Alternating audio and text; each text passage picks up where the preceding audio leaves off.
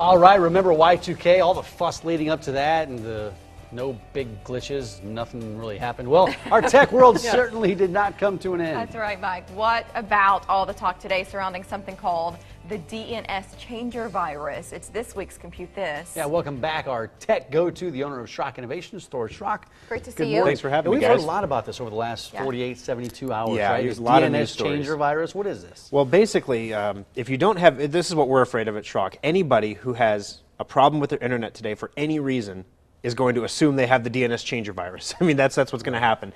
In reality, only about, the estimates are between 69 and 77,000 people in the entire country are infected. That's not a lot. No, and the main reason for that is this virus hit the scene originally in 2006. What these, it's, three guys sitting around in Estonia having a good time trying to literally, in Estonia, right. literally. How can we make some money on the internet? And then somebody said, why don't we make money off the internet? And what they did is they created this virus that would spread from computer to computer. And what it does is when you type in OmahaMorningBlend.com and hit enter, there's a service called a DNS service that changes the language we all speak, the English, into numeric language, 168 dot whatever dot, and sends it off to the appropriate computer on the internet to deliver the Morning Blend website. That service, what these guys did is they said, what if we masqueraded as the service? It'd be kind of like if you had your mailman, you knew your mailman, and a new mailman comes one day and goes, oh, yep, Phil's out sick, I'm filling in today, and he picks up all your mail, and then he opens it and reads it and then seals it and then drops it in the mailbox. So to you, your mail's getting through, you're getting your bills, you don't really notice anything's wrong, you think, man, this machinery is getting rough on my mail. But basically what these guys did is they did the same thing with the internet. So when you typed in a website, it would go to their DNS server. And then from that point, they could decide, are we going to send you on to the real Morning Blend website, or should we serve you a wonderful set of ads? We see that Pear's Coffee is a sponsor. Perhaps you'd like to see ads about Starbucks. And what they would basically send you off in another direction, and you'd see these ads, and people would get confused, and they click on the ads, and then these guys in Estonia would make money. Between 2006 and 2011, when the FBI rolled this whole ring up, they made about $14 million. Holy smokes. No kidding. Yeah, I mean, it was a massive amount of money. So the FBI rolls up this whole ring, right? So they knock out the servers, the centrals, they traced it all the way back to Estonia, knocked out the central servers. Well, now what happens, if you just leave that offline, at this time, there were millions of people infected. If you just knock it offline and leave it, millions of people around the world won't be able to get on the internet. And so the FBI said, well, boy, we better do something, just as a patch along. So the FBI actually brought the servers back up online without the bad stuff, no ads. It just redirects you consistently.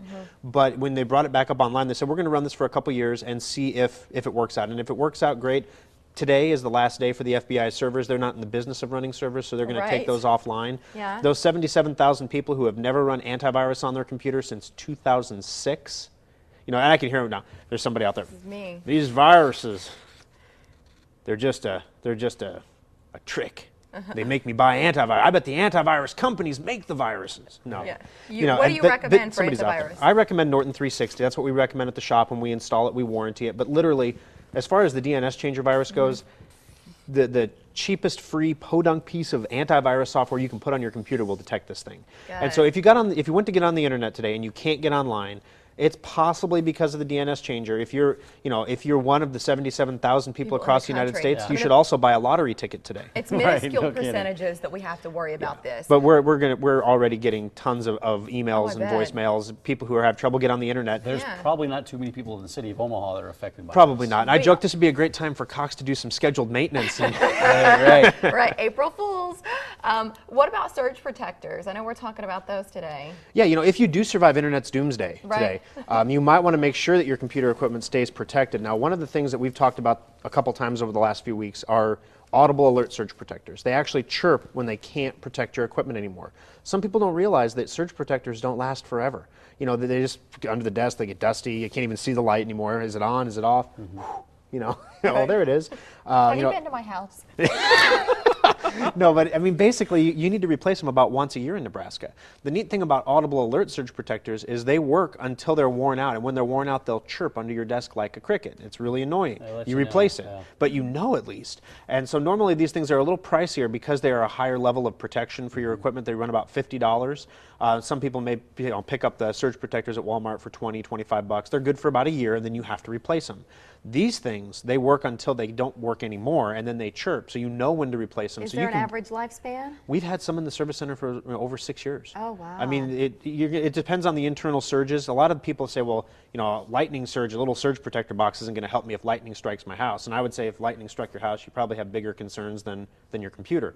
But, but basically the surges that you generate within the home, you know, when you turn on that vacuum cleaner or the air conditioner cycles on and off, you know, if your lights kind of dim and get brighter a little bit, those are little surges. Yeah. And even if you don't see it in the lights, because a lot of the newer fluorescent, compact fluorescent bulbs don't do that, but if you get these little surges in your house over time, like Chinese water torture, they accumulate on your computer, and eventually your power supply just gives out, and you're looking at a $200 or $300 repair potentially, when a surge protector could have, you know, stopped the whole thing from happening in the first place. Now, surge protectors, these are normally $50.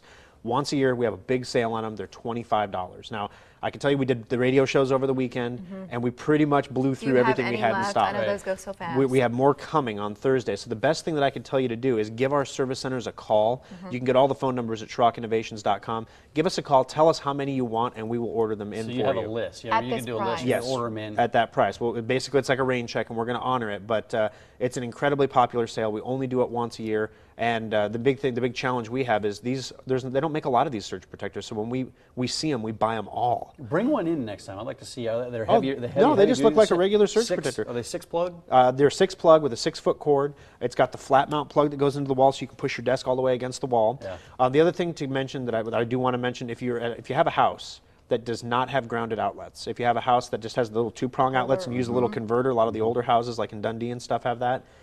If that's the situation you have, don't waste your money on a surge protector. You have to have a ground wire in the outlet in order to use the surge protector. Otherwise, as soon as you plug it in, it will start chirping. Yeah, it doesn't do any good. That's that older electrical. Schrock Innovations, a number of locations around the metro and a location in Lincoln. There's the Lincoln location right there at 27th and Pine Lake Road, SchrockInnovations.com. And as he said, you can get the phone numbers online if you want to call and reserve your surge protectors. Yep, we open at 10. Half off.